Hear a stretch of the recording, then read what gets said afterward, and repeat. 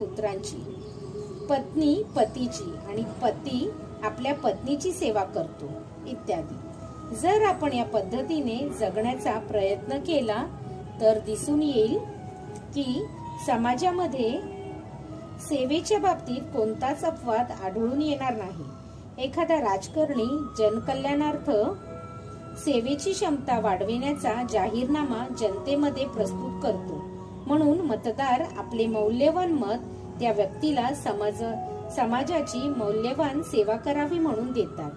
दुकानदार ग्राहकांची आणि कारागीर भांडवलदाराची सेवा करतो। भांडवलदार आपल्या कुटुंबाची सेवा करतो आणि कुटुंब शाश्वत जीवाच्या शाश्वत सेवा क्षमतेप्रमाणे राष्ट्राची सेवा करते। श्री राधा कृष्ण पर्णमस्तु। शुभम भवतु, शुभम भवतु, शुभम भवतु।